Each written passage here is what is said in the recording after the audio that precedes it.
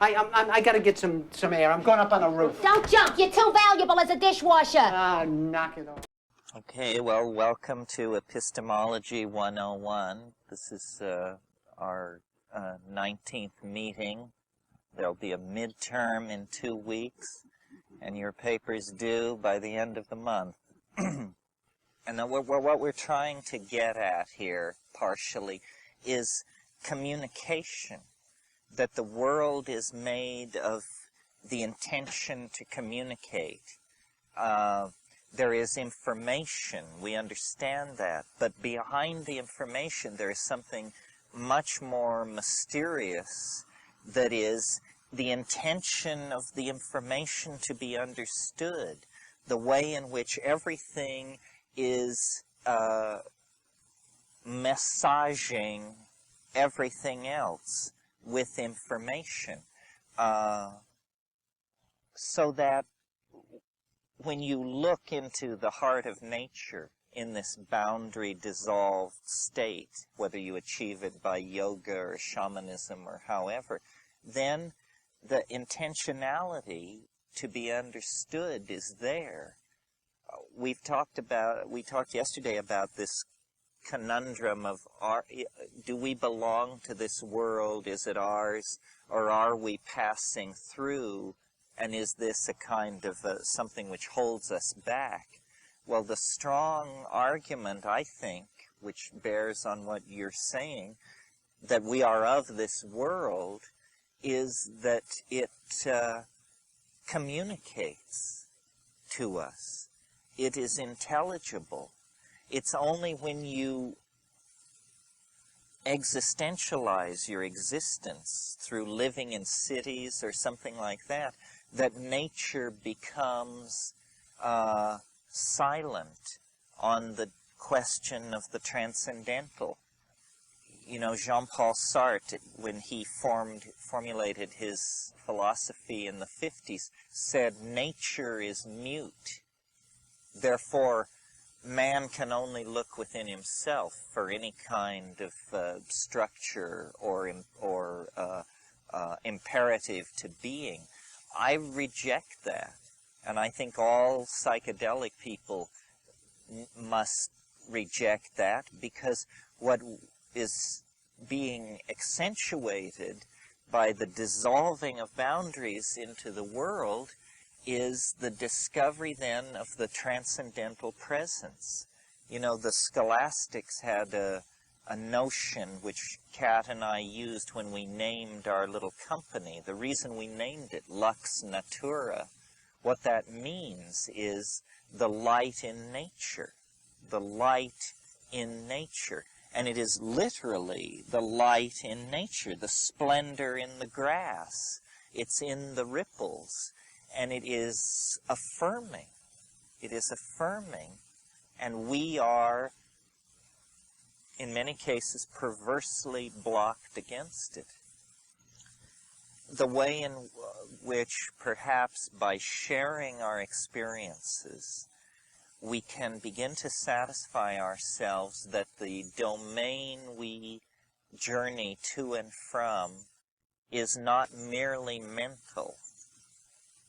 And the way in which we confirm for ourselves that it is not merely mental is in the observation of disturbances in this world that we call coincidental or synchronistic or something like that. Now, this is elusive, anecdotal kind of stuff, but nevertheless, there's enough of it that I think there is something there.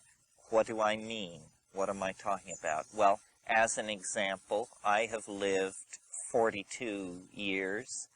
Only twice in my life have packages of matches burst into flame in my pocket.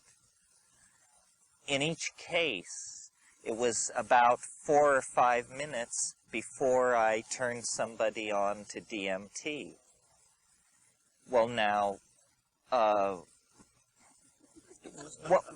Yes, an interesting coincidence, totally non sequitur sort of thing, but twice in my life packages of matches have burst into flames in my pockets. Other things, many people who experiment with mushrooms report it's almost achieved anecdotal status now, the scurryings and rustlings on the periphery. And when you do mushrooms fairly frequently, you get with this to the point where you just say, oh, that's the rats in the walls, the scratcher from hyperspace, whatever it is, because it's, you know, you can't wrap your mind around it, but it's always there. And then less easily confirmed and communicated, but I'm sure we all have had this experience, is you will take a voyage into another dimension, be completely laid out on the floor for a long time, and then sit up. And at the moment that you sit up, the fire flares up, the logs fall through the grate, the coals burst into flame. In other words, there is a wave of regenerative activity that sweeps through the whole system. And people report playing with clouds. People report that after intense experiences, their lives are haunted by synchronicity. Well, psychologists get rid of this kind of anecdotal material with all kinds of semi-weaselly arguments, such as your clue-sifting intellect has been shifted from the background to the foreground. So now you are paying attention to the environment and it is giving you messages. And we all know that schizophrenics move into mental spaces where every license plate carries a message. And every headline is about them, and every conversation among the people they pass on the street is about them. But we all also know that we ourselves dabble with this, that this belief that the world is entirely independent of our minds and objective and unaware of us is the kind of scientific fiction in which we operate. And then the real truth that appears to our perceptions, the truth of our immediate experience, is that the mind is a concentric field of diminishing intensity that can draw events and circumstances far from the ranges of probability. I mean, once I had the following experience. It's all anecdotal, you see.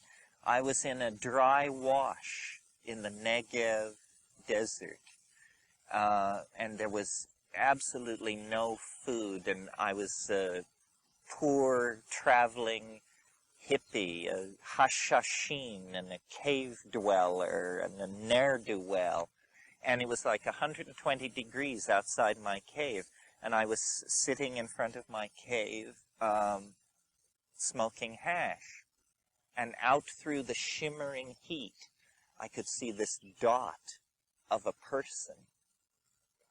And as I watched them making their way through the rocks and the scrub, I began to have a fantasy about this person, that they had food, that they didn't simply have food, that they had oysters Rockefeller packed in ice, that they had Russian caviar, that they had Belgian chocolate, that they had all of this stuff. And, you know, I hadn't had a bath in 3 weeks. There was barely any water in this place. And this speck made its way toward me, getting larger and larger. And finally, it turned into this guy I barely knew, a fellow lost soul. This was in southern Israel 25 years ago. And he came up to me and he said, I have oysters packed in ice. I have Belgian chocolate. I have... And he had gotten a job dishwashing that morning at the King David Hotel and had just quit in disgust halfway through the day and had raided this super fancy 4-star hotel and just had a backpack full of this stuff. And I didn't even bother to tell him. I mean, what am I going to say, you know? I mean, sure, of course. So these kinds of things, and they're very private, you see. Nothing happens there except that a guy quits his job and rips off a hotel, except that it is coincident with an internal state, a private musing of somebody else, and when the two things come together, the coincidence of it is absolutely excruciating. Kat had an experience. She's not here to tell it, but she went to Mexico when she was 19 and traveled all over Mexico and took LSD at a certain temple. And on the LSD trip in this place, she realized that she had been conceived there. And when she confronted her parents with it, it was so. It was so that she had been conceived there. Now, of course, you can say, well, in growing up, this must have been a story told around the dinner table, and then under LSD, the child brings it out. But sometimes these things just peels reality apart. The purest proof that I've ever had that goes against the clue-finding, integrative, unconscious thing, and really the time wave that we've spent so much time looking at, is in a sense a net to trail through life. It's a coincidental engine. It causes there to be more coincidences in your life. And in fact, a way to let coincidence in your life is to let numbers into your life. The schizophrenic who looks at the license plates passing on the freeway is simply the lowest grade worshiper of numbers. But when you really let numbers into your existence, coincidence runs rampant. We have talked here a little bit about the most astonishing coincidence of all, which is that mathematics describes nature. That's a coincidence as far as I can tell. Why should it? No philosopher that I have ever read, no mathematician, has ever been able to make it make cogent sense that the abstract operations of the human mind should somehow map over the core dynamics of nature. It's like a coincidence. When I was working with the time wave, the most perfect example of anticipation or disruption of ordinary flows of probability was, I had this idea when I was working out the time wave. Before the 2012 date was chosen and settled on, way back in the early 70s, I discovered an odd coincidence, which went like this. It's embedded in a whole bunch of coincidences, but it goes like this. From the date of my mother's death till the time when I met the woman who went with me to La Chorrera, 64 days passed. From the time I met that woman till the actual experiment at La Chorrera, 64 days passed. From thence forward, 3 times 64 days later was my 23rd birthday. And looking at all these coincidences, I propagated forward into time, not 64-day increments, but 384-day increments. And I discovered something really interesting, which was when you went from my 23rd birthday, 384 days forward, no particular big deal.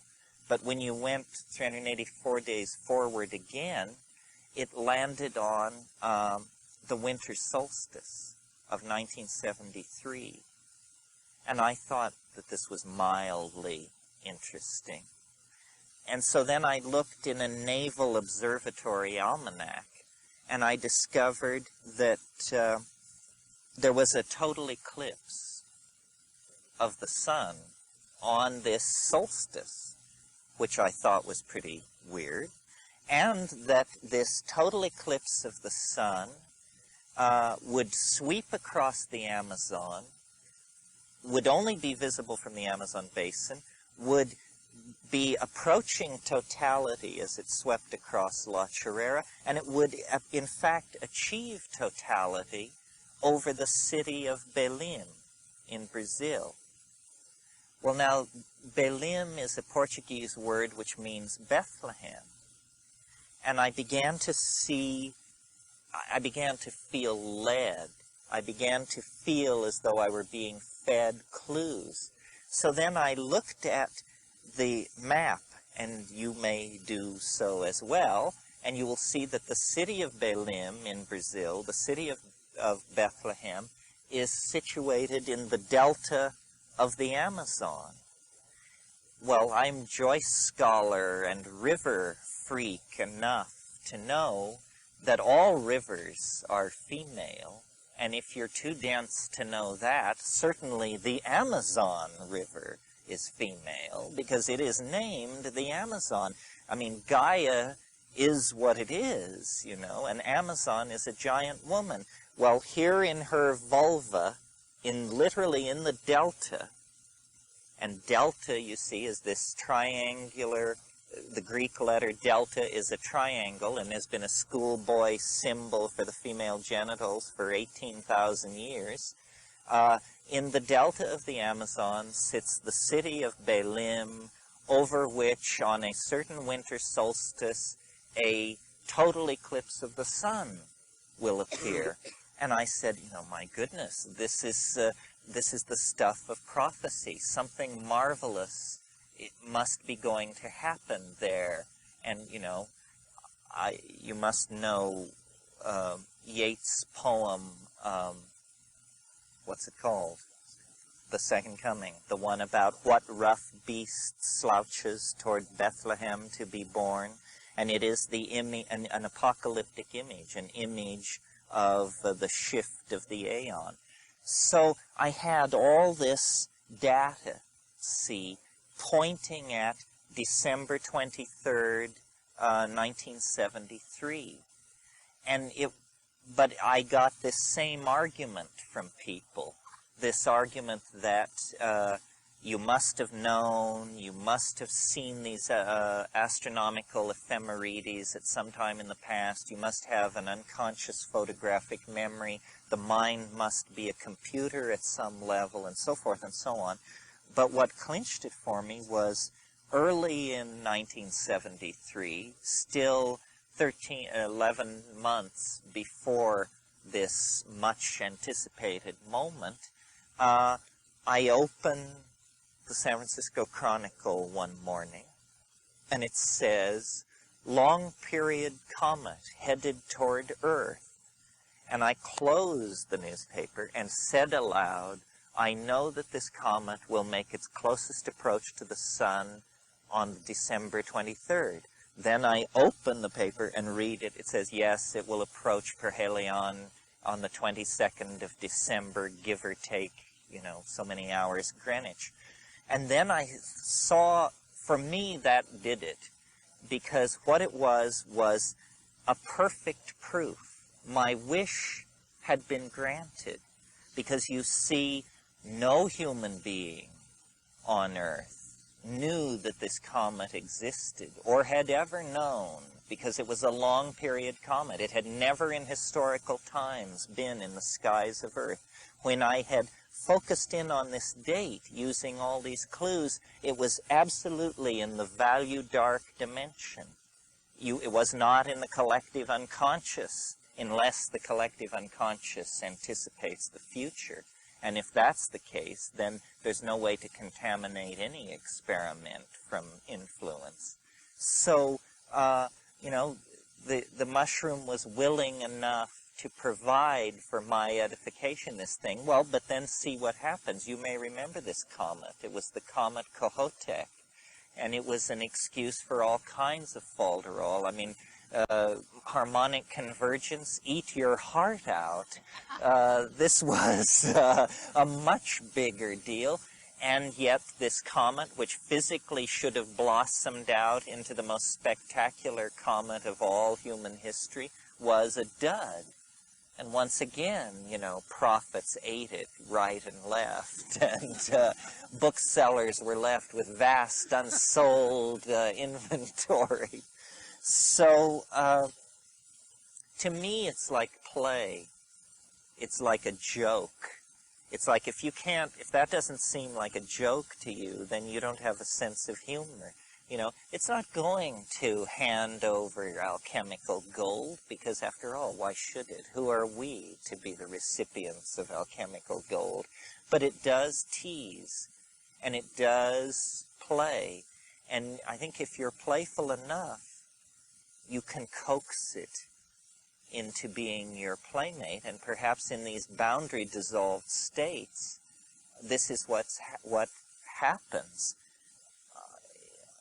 I've told the story about how in the Amazon, when all this stuff was breaking loose, I went through this period where very calmly and deeply and without having any need to tell anyone, I thought, I came to the opinion that I was, like, enlightened. And it was this very low-key thing. It was all about appropriate behavior. This was the cognitive hallucination that I was having. It was about appropriate behavior. And I had this idea there's an appropriate way to do everything. And if you do it the appropriate way, no energy will be lost. And so you become like superconducting. You become like some kind of super Tai Chi character where you just do things so niftily that there's no problem, whether it's plucking a flower or moving a boulder. And I was told, when you think, sit on the ground. There were all these teachings, and they were very simple. They were things like, sit on the ground, stupid, and, you know, use your fingers. That was a big teaching. Use your fingers. So one of the things I was into was how you wash the pot. We had one pot. It was this little enamel pot. And we would bake it over a fire, and we baked beans, and we baked rice, and all these terrible things that would get scum on the bottom. And so it was a big deal about drawing lots for who washed the pot. Well, I discovered in my enlightened state that we had been doing it all wrong. And that if you would go down to the water with the pot and take sand and pat it very, very lightly in the bottom, and then say, please, that then all you had to do was pour water into the pot and swish it around and empty it like that, and then when you looked in, it would be like Drano, you know, it would just be blinding white. And I did this several times, and I thought how appropriate a miracle this is. This is a real miracle. I mean, this is just simple stuff. It's totally here and now. It's absolutely Taoist. It's completely, you know, on and on. So then I had a critic in our crowd. And so I thought that I would enlighten the critic by a wordless demonstration of my obvious command of the howling Tao. So I invited the critic to accompany me to the river. And I said, and now notice that I pick up the sand, I pat it into the bottom, I'm not agitating it. I look into the sky and I say, please. And then I put water in it and I swish it around. Voila! I said, is something supposed to happen? And I look and the crud adheres. And then this person says, you know, I pity you. And I would pity you more, but you alarm me.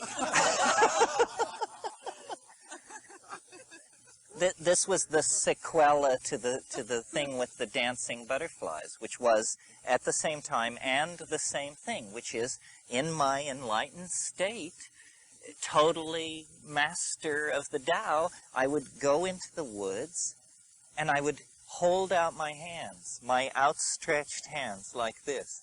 And butterflies that I had hunted relentlessly for months with a 16-foot extendable Japanese killing machine that was my tool in trade, these canopy butterflies would come down and land on my hands and strut and show their iridescence, and tears of joy would stream down my face, and I would kneel down, and they would all line up in front of me, and then I would weep more, but, you know, how much cathartic weeping and joy of this sort can you contain? So there would be this little nub in the experience which would begin to grow stronger, which was all about, this proves that I'm on to something. Nobody could look at this and not realize.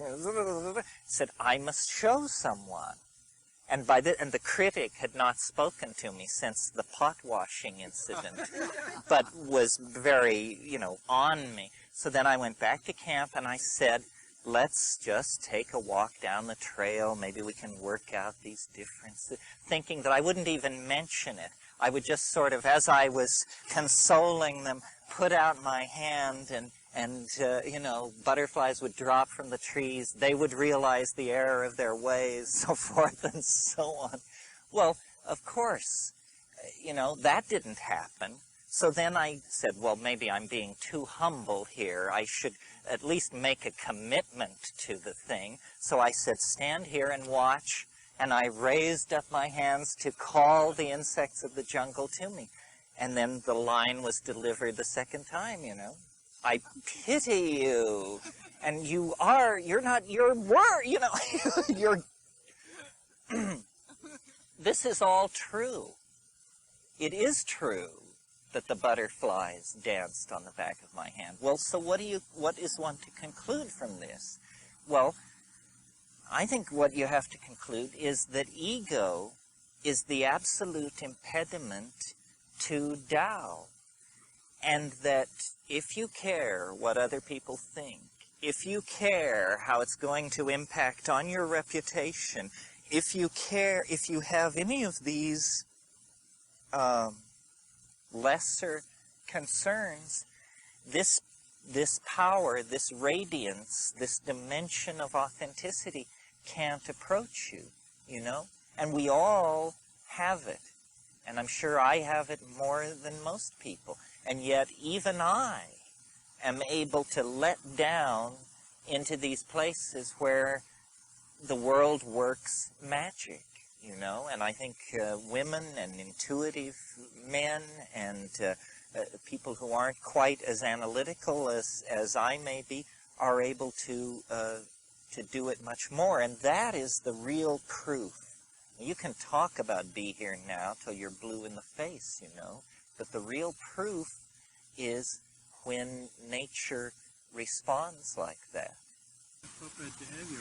Well, no, I don't mean caring about others. I mean that if you are, I guess the sin is pride.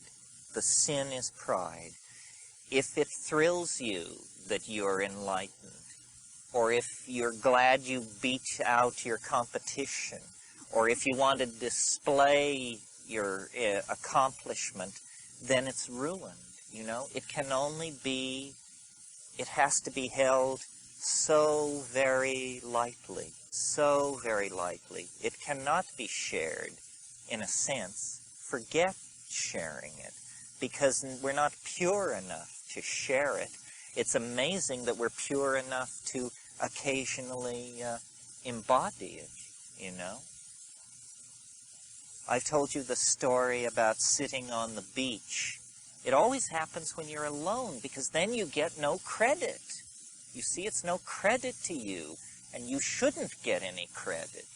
But sitting on a beach, I can't even remember the substance, but something like this, or maybe something like this, I'm not sure. But sitting on a beach, meditating, holding my hands like this, and in the middle of the meditation, I become aware of something like a bug, or something is on my hand, and it's like tickling me. And so I ignore it, and then, you know, and then I come back to it, and then it feels fairly substantial. Maybe I should check this out. So then finally I open my eyes, and I look down, and there's a crab. And the crab is cleaning my fingernails. And the crab cleans all of my fingernails and then runs across my lap and cleans all of the fingernails on the other hand. Well, what this is just sitting still and letting nature be what it wants to be and letting it manifest its intentionality. We tear through and bust up and smash apart, and then we say, well, that was a nice hike in the woods. You know? And always, if you will go into the forest and sit down, and it's about finding the time of the place. And in the time of the place, the magic is coming and going in a way that if you're moving faster or slower, it just isn't there. And I've often had experiences that I felt that were connected with psychedelics, but the main function of the psychedelic was to get me to be still for a long time. Kat had a wonderful experience on a Mexican pyramid. She was exploring it. She took LSD or something and fell asleep. And when she woke up, the tree she had been sleeping in, that she had been staring into the branches before she fell asleep, and so had a very clear picture of it. When she awakened, a very large snake had shed its skin directly above her in the branches of the trees. Well, you know, part of this is the doorway into coincidence, but part of it is magical attunement with what wants to be. This is what I think Kay must have been indicating. This is not language. This is communication. This is, you know, the breath of the Tao. And everything that we say betrays this. So, feng shui, geomancy, an elaborate theory about energy flowing through the earth. As a verbal model, to me, quite unconvincing. As a set of feelings about the world, as a sense of the intentionality of place, incontrovertibly true. You know, I said earlier, maybe we lie. Maybe language is to allow us to lie. But language betrays communication. Well, then we have to find our way into either silence, or gesture, or dance, or song, some way of unbridling the horse we ride so that it can take us where it wants to go, which is back into this place where ego isn't grabbing. Because you see, it must be so that if the magic retreats from each one of us in the wilderness, how much more then it must retreat from us as a community, en masse, as a planetary species. So we live in a domain of triviality that we have created. You know, we have trivialized the world. The elves, the fairies, the water sprites, the energies that flow in the earth with the seasons, the movement of the stars, the machinery of being, the drama of life and death. We push all this away and we hold ourselves above it. I mean, death is sanitized, birth is sanitized, everything is made less authentic, as though we are somehow threatened by the authenticity of being. Why are we threatened by the authenticity of being? Why does it take such tremendously powerful hallucinogenic agents to put us where we should be operating in terms of our pattern of caring for the world and for each other? And this is a real question, I think. It goes hand in hand with the question that I think is very worthwhile for the group to try and deal with, which is, if psychedelics are so wonderful, are we better people? And if they are wonderful and we're not better people, then why not? What precisely is our relationship to people who know nothing of this?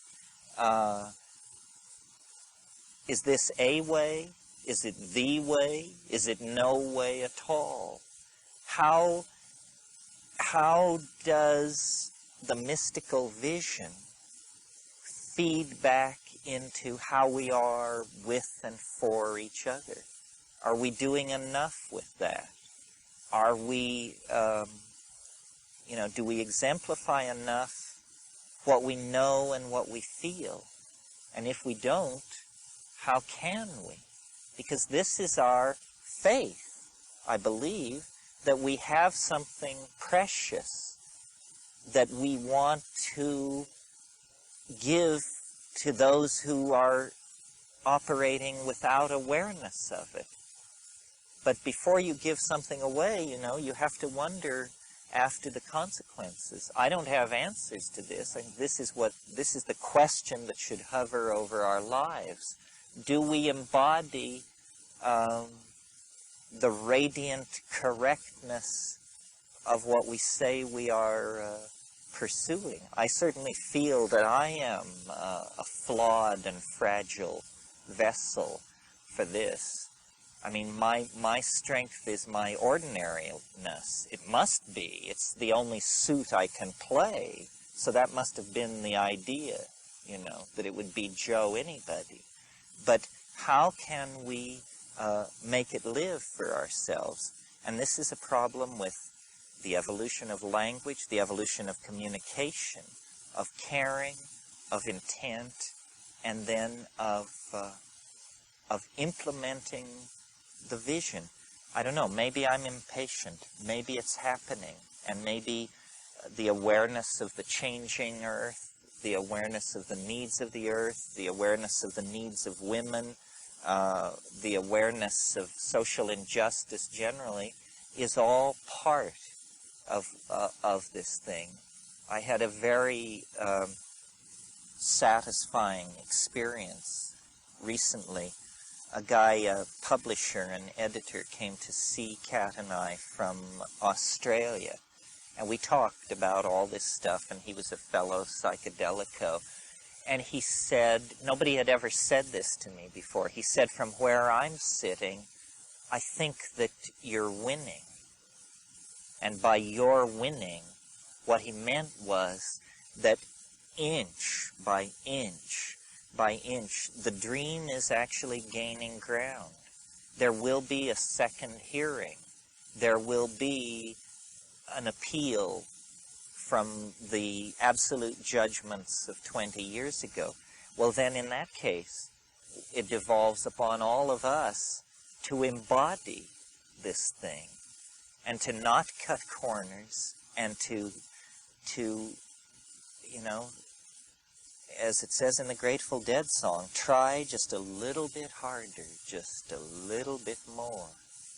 And I think doing that, and a lot of it is a letting go. It's not a pushing into, it's a letting go. Then the magic draws close. I mean, nature loves courage. You've heard me say this. The way nature shows her love of courage is by removing obstacles. That's how the shaman can dance in the waterfall. He can't dance in the waterfall, except that he's so damn courageous that God suspends the laws of physics in the face of such faith. You know? It's something like that. It's the courage to be. The courage to be. To be is to dance in the waterfall. And I'm really not, if it sounds like I'm berating you, I'm not. I'm speaking, you're serving as a screen for my own psychotherapeutic process, because I clutch at many levels. But fortunately, and thank God, you know, there were enough instances of recklessness and sheer error and pure madness and peer pressure and all of these things that I got a taste. And I think you all have a taste. That's what unites us in trying to run this thing to ground. And it's the heart of it that is so hard to talk about. I mean, I skim the ideas off the depth of a sea of heart whose boundaries cannot be taken, because that's my style. But the unsaid part, the dizziness of the things unsaid. Remember the poem by Trumbull Stickney? I lean over your meaning's edge, and I feel the dizziness of the things you have not said. And the dizziness of the things unsaid, for us fans of dizziness, is ecstasy, the vertigo. Weren't we first spun in the schoolyard? Wasn't that your first altered state of consciousness? To be spun and spun until you fall down and watch the world move around? It's the dizziness of the things unsaid. That's a real problem for me. I'm a sayer, but it's worth invoking it, if only to let it resonate in the silence. Well, there are different things here. There's a lot of good in psychedelics that is not what I've been talking about today. A lot of people are hurting. A lot of people have traumatic past histories. A lot of people need to be, you know, unplugged, cleaned out, straightened out. I see the psychedelic experience as a birthright, and we can't have a free society until people are free to explore their own minds. It's so obvious. So, you know, I'm as against restricting access to drugs as I am to burning books. It offends me in the same way. People must be free. We are the measure of the political universe, not the state, not the race. These have all been tried with horrible results. Individual human beings must be free. Anything which ameliorates that has to be looked at very, very carefully. Sexuality and the restriction of information access and understanding that revolved around that issue for the past 500 years just shows me that we don't want to go into that with the mind. Because anything can be taboo. Your genitals don't have to be taboo. Your mind could be taboo. Anything could be taboo. But the presence of the taboo is so destructive and alienating, and so makes community so impossible that we have to take individual men and women and we have to make them free. That is the system where freedom has to be maximized. I don't say that we have to convert these people to the existence of magic. In fact, we don't have to convert them to anything. The nature of the beast, meaning the nature of these hallucinogens, will set the agenda once we are free to inquire. That's all. Freedom of inquiry. Well, on one level, you're right. The laws are totally irrelevant. We ignore them. So does everyone else. You mean we worry about them? Styles of taking and styles of getting together. Yeah. Well, this is like the same question about sexuality or automobiles or anything. Obviously, though we say all people are created equal, we don't sell guns to 8-year-olds and this sort of thing. But within the context of reasonable people attempting to reach reasonable positions, I think this should be as free as possible.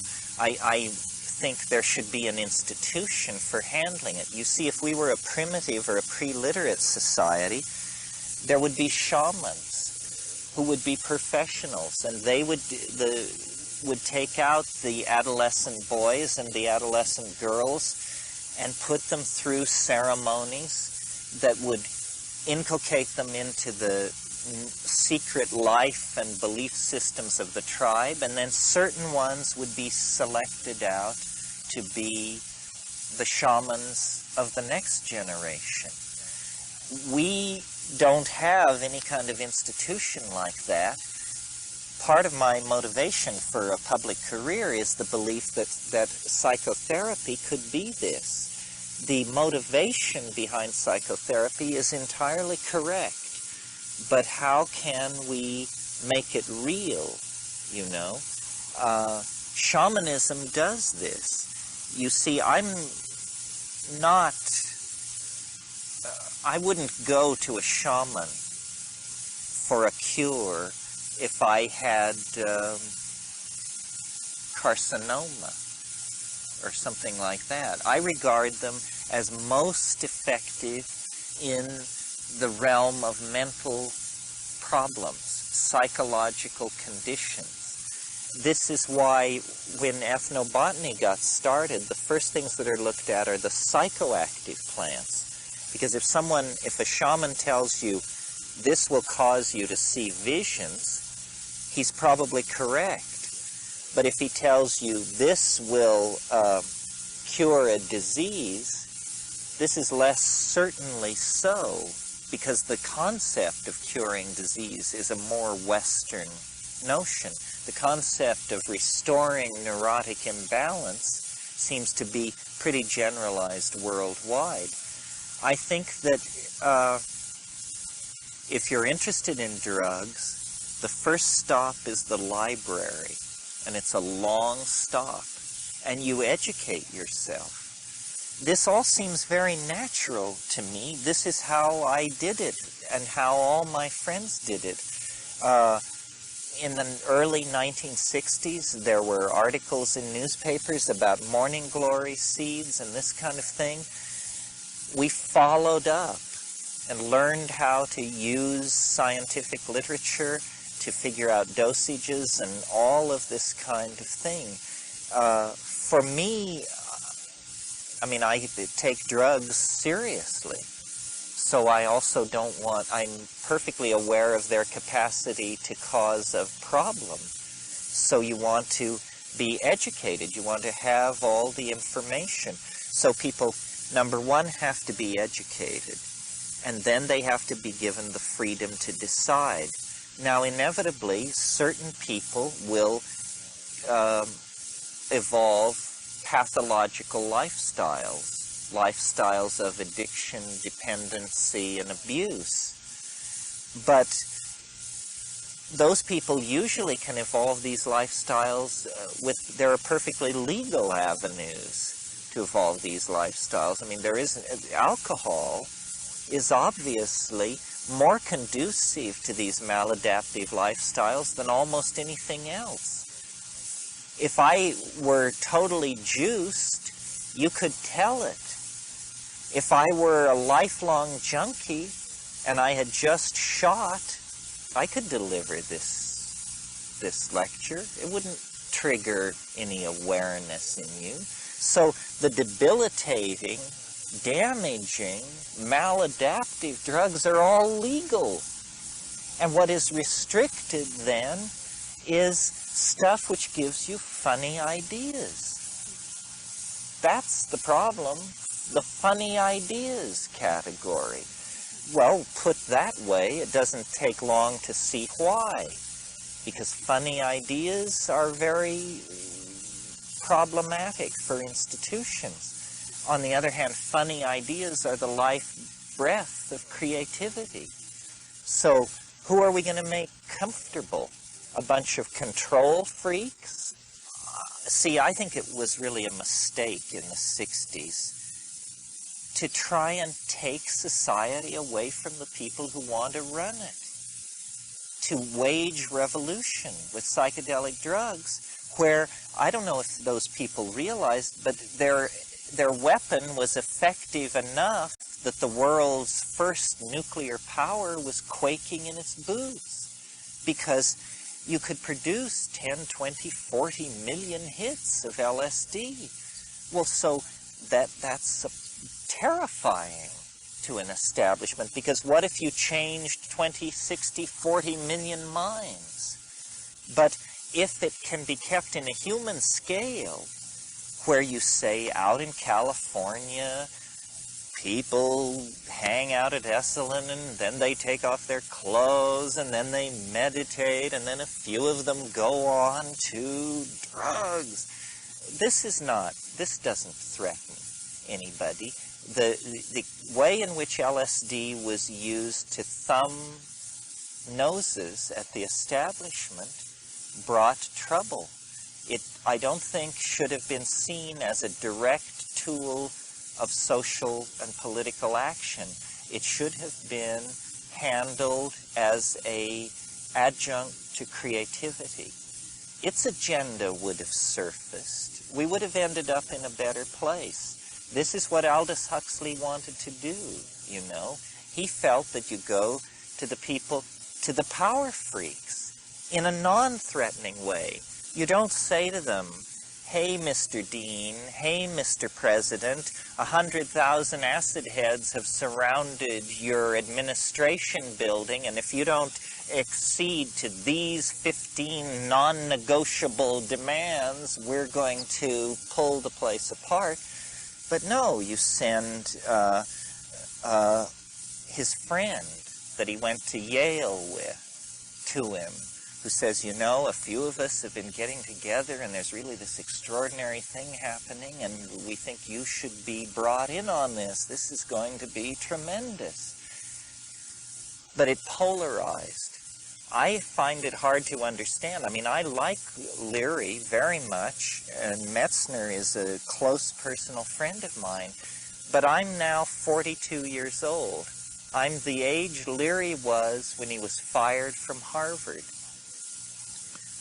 If I were fired from Esalen, so to speak, my response would not to be a tour of the major campuses of America to set the troops marching and sending the checks home to mom and dad. I'm delighted that people 16 to 25 are interested in what I have to say, but I don't see myself as the Pope of the Children's Crusade. It's not like that at all. We need to reach creative people in all levels of society and in all positions of power. Creative people will respond to this. It is, after all, a personal thing. It's a personal thing. The revolution that wanted to give everybody LSD also wanted to have sex in the streets. This was a banner. I've shouted it myself through the streets. But hey, is that going to do a lot for relationships? To have an orgy at the corner of Bancroft and Telegraph? Will this make us all better able to relate to our significant other? I'm not sure. So I think a lighter touch. What was also absent in the 60s was any awareness of tradition. People thought that LSD came from God via Albert Hoffman. They didn't realize that shamanism was about this. They didn't realize that that there was a huge body of evidence that they could call on to support their position, which was, this is what religion really was about for the first million years, and this is what ecstasy was about before it became about, silent prayer and abstention and rejection of the senses and all of this stuff. So that really, I think, was the revolution and contribution of the 70s, the anthropological angle. I mean, it's pretty startling to read 1970s or 1960s LSD literature that has not been edited or amended since. If you want to look at this, take a look at Stephen Gaskin's book, Amazing Dope Tales. The book was published in 1969, so it's completely uncontaminated by the shifts in consciousness of the 70s and the 80s. Well, it's an astonishingly unspiritual book. What people seemed to do on LSD back in the Haight-Ashbury, a lot of them, was what was called power tripping and ego tripping. And people played games with other people who were on it. Power games, sex games, control games. And there wasn't a sense of the sacred dimension. All the metaphors are drawn from the transcendent realms of Mahayana Buddhism. Enlightenment, bardo, nirvana, white light, ego death. A lot about ego death. I barely ever hear that pass my lips. I mean, I talk about diminishing the ego, but I don't conceive it as a dissolving into whiteness. I conceive it as a coming to terms with the world that wants to be recognized all around us. So we have evolved the language. We have created dimensions for the experience that we didn't have before. And I think we still are. I mean, LSD was a love drug, but it was a kind of collective. You loved your tribe. You loved your affinity group.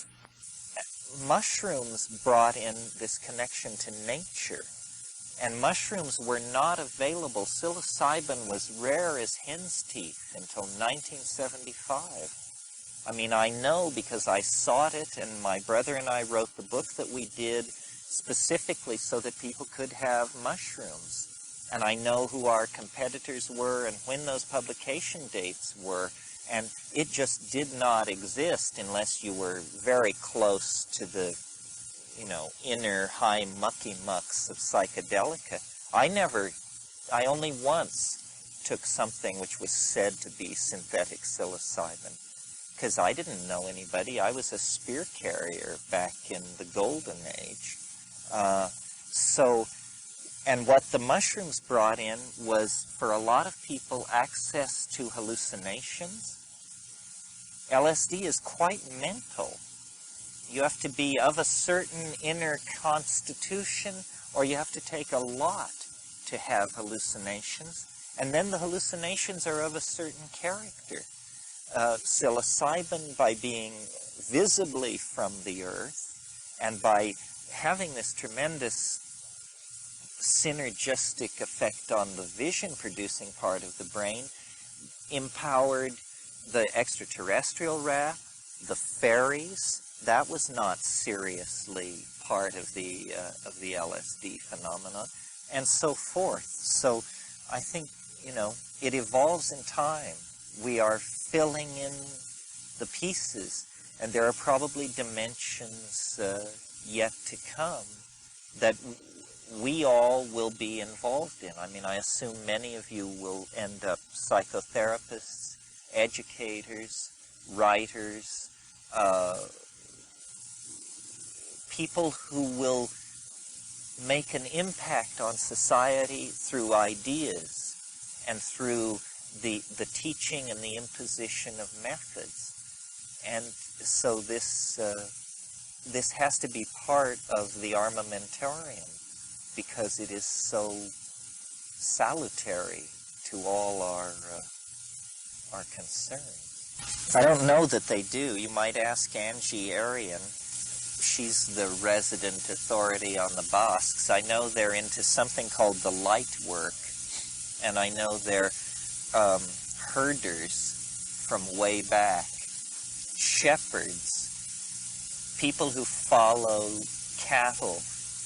Probably were into all of this stuff very early. You know, Maria Sabina, the great mushroom shamaness of Huatla, always claimed that she really had never been taught about the mushrooms, that she discovered as a girl, hungry for food. She was left to tend the cattle, and she experimented with these things. It's certainly generally conceded that astrology, astronomy, observation of the stars was something that shepherds were the first people to pay attention to, because they stayed up all night and watched their flocks and observed the horizon. This connection with domesticated animals, whether the Basques today use psychedelic plants, I couldn't say. Most Europeans don't, and the history of Europe is poor in instances of psychedelic use because the flora of Europe is poor.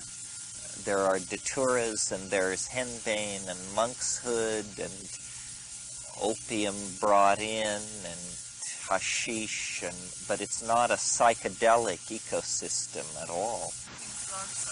Well, it clearly isn't the only path. It may be the only path to a certain place, but if that's not the place you want to go, then you would follow a different path. They bring you to the discovery that everything you know is wrong, period. If you are not interested in having that experience, and many people aren't, I mean, many people, when they get to the goal of drugs, say, okay, that's it, I'm finished with drugs, now I know. I didn't need to know that, and I'm sorry I found out.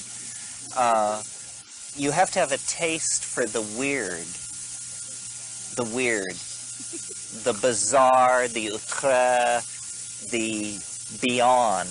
It's an edge phenomenon. It's a 12th house phenomenon. It's a scorpionic kind of thing. The other objection that you raise, that it's artificial, well, I agree in some sense, in that I don't like synthetic drugs. But the banner under which the entire new paradigm is operating is that it is an illusion that there is an inside and an outside. It is an illusion that there is a self and world. So we cannot, if you believe that it's artificial, you already are deeply committed to a dualistic view of the place of the person in the world. It's the ordinary view that people are distinct from the world. There may be philosophical churches here that can't be reconciled. I'm basically some kind of a phenomenologist. you begin to analyze perception. It can be analyzed different ways. My analysis leads me to think that the distinction between real and unreal is a misunderstanding, and that in fact all these distinctions between self and world, between real and unreal, between inner and outer, these are in fact the very boundaries that it dissolves. So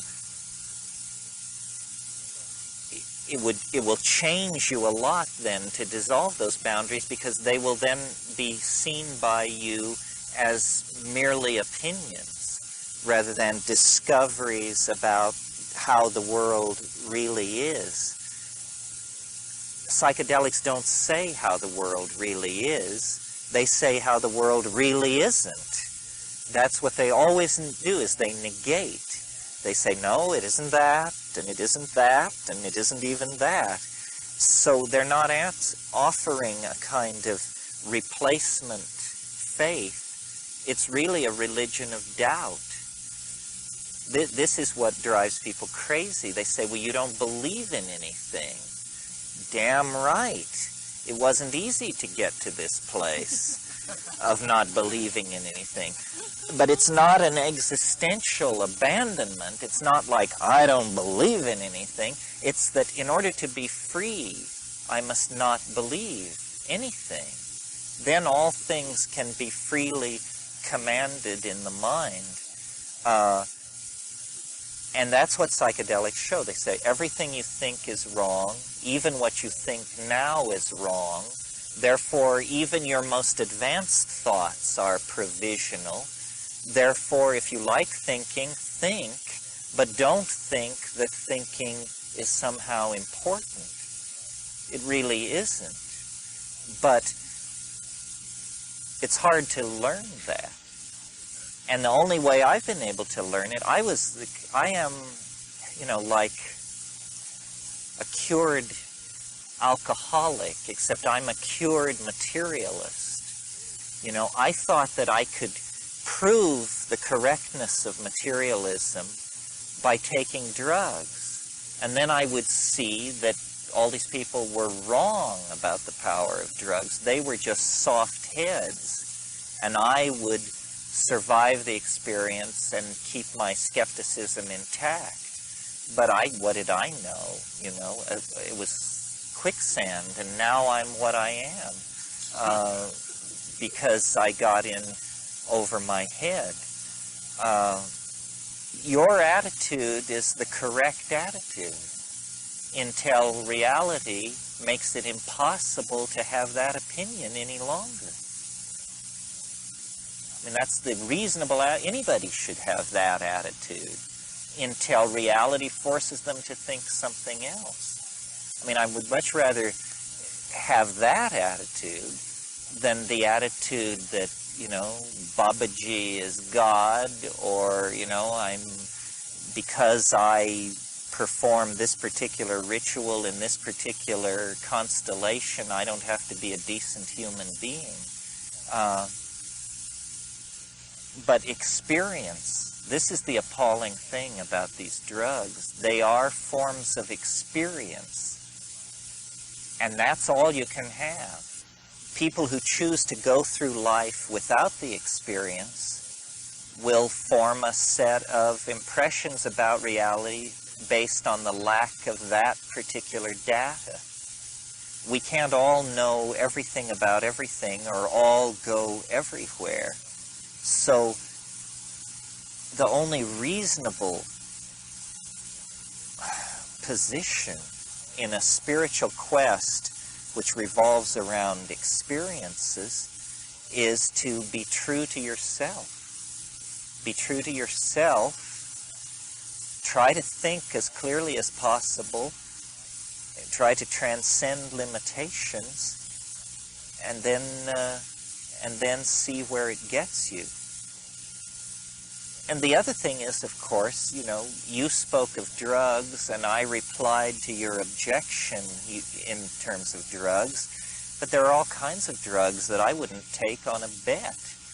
And there are all kinds of experiences that you can assure me will be good for me, and I will still perversely avoid them because I don't want those experiences. I know already. Well, the drugs that I'm advocating, their greatest enthusiasts do them least often because it's so appalling. I mean, it is not recreation. I mean, you may call it recreation, but when you actually approach the big ones, your heart pounds, your palms sweat. You wish you'd chosen a, back at the ashram or something. No, I don't advocate living in a haze of drug-induced perception. I may, but I don't advocate it.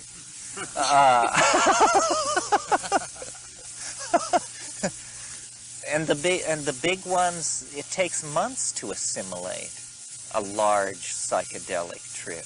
No, the purpose is to enrich the here and now, to enrich the down state, because this is where we live, after all. I mean, this is where we live. And also, it might as well be said, people who take drugs all the time are getting the wrong effect. I mean, your system just adapts. Everything becomes like caffeine after a while. It either becomes like caffeine or it becomes like opium. It either puts you to sleep or it wires you up. So it's about doing it with attention and in a ritual setting and at high enough doses that you get somewhere. I mean, I think the worst thing you can do is diddle with low doses. The nibblers of this world are no friends of mine, It should be overwhelming, and it should be an act of courage. What I've said in other situations like this is, if you're not afraid, then you're not doing either the right drug or enough of the right drug.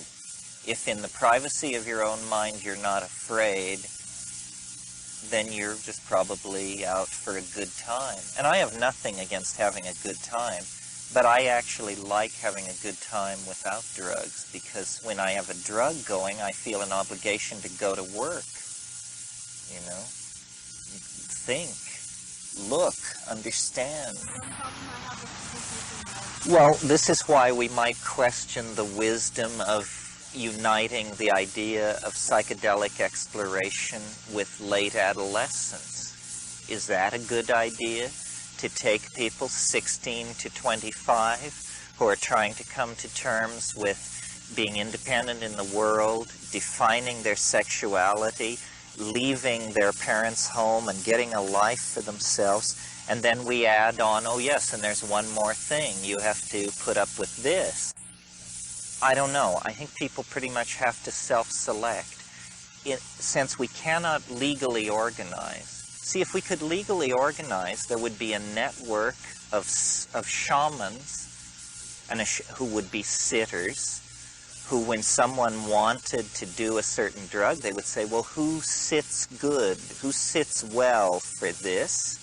And then you would go, and that person would train you in whatever they had to teach, which would be diet, breath control, postures, mudras, dances, rituals. They would train you, and the last thing that they would bring onto the scene would be the hallucinogen.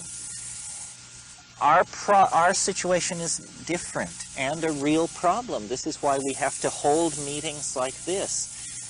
We're like somebody walking along a beach who comes upon a sailboat and decides they're going to learn to sail.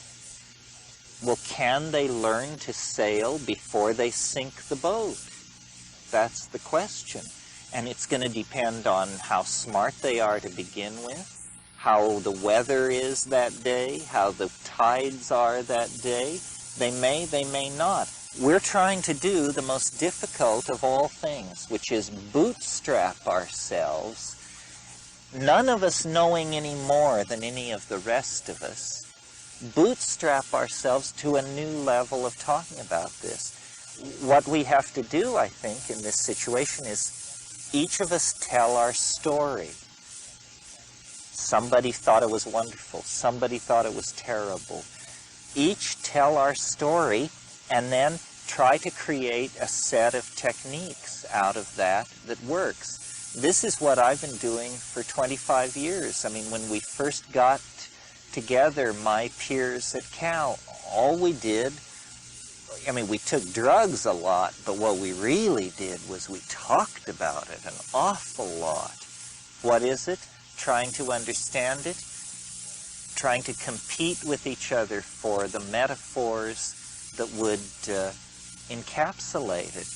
And out of this has come a very grassroots kind of consensus, I think, which unites ideas like shamanism, an invisible world, the importance of holding down ego, the importance of paying attention, that nature is somehow a friend and an ally. We're putting it together ourselves. It isn't a science, it's an art. Shamanism is an art. And we take what we can get from all of these other traditions. Maybe we're doing better than we think. You know, I mean, I've had the experience in the Amazon of talking with a shaman, and we're talking about something, how he uses a certain plant or something. And then I would say, well, you know, the so-and-so tribe, they know this plant, and they use it in the following way. And then the guy would say, well, how do you know that? That's amazing. Well, I know it because I read Harvard Museum botanical leaflets, where this anthropological data is deployed.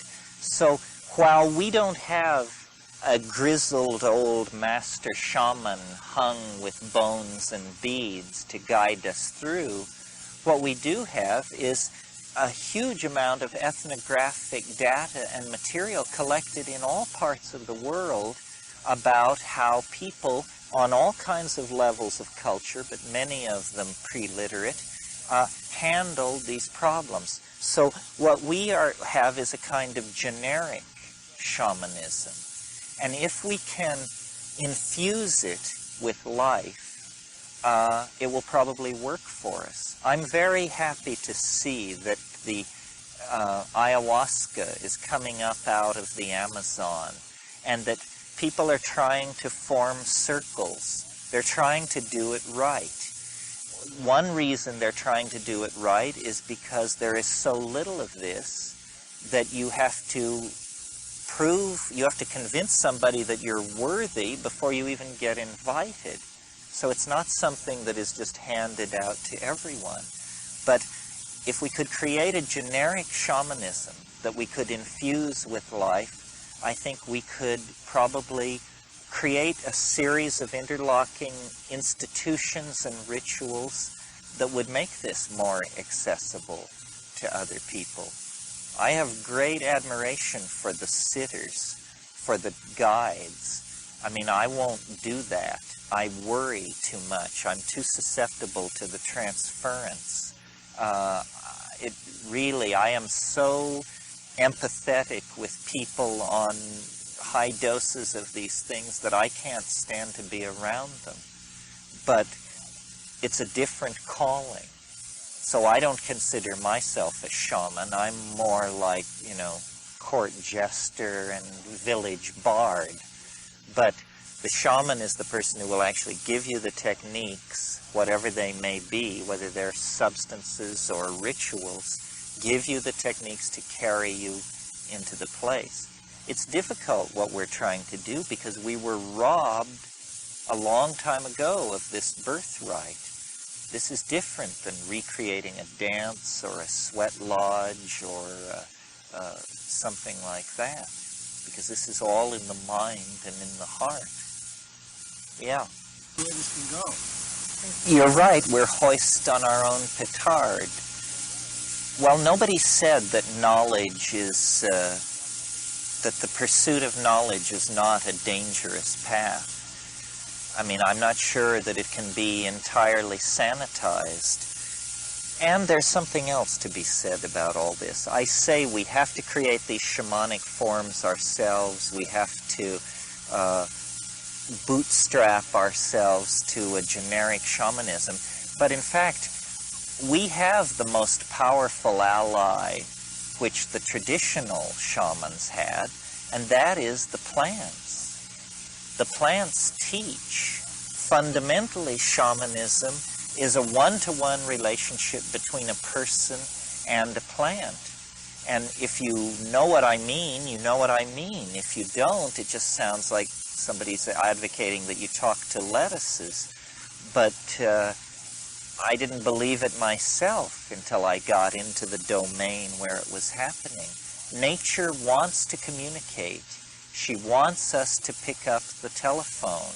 She wants us to direct our attention toward the idea that nature can present itself as real communication.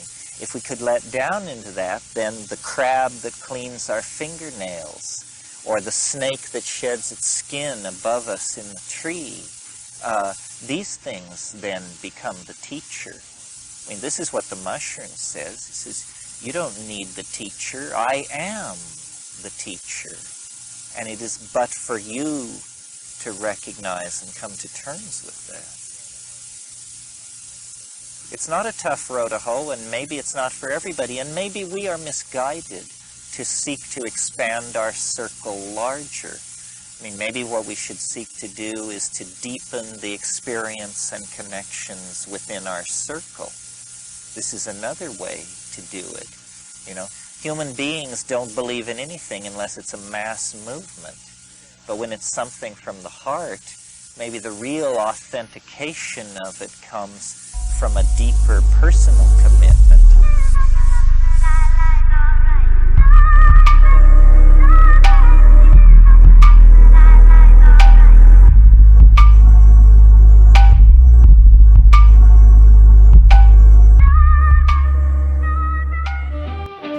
We got about 600 trucks, and you know, we're all over the country and Canada, and you know, we make a lot of different cookies now. Whatever you want. We got pistachio, we got pretzels, we make chicken chip cookies, tuna mint.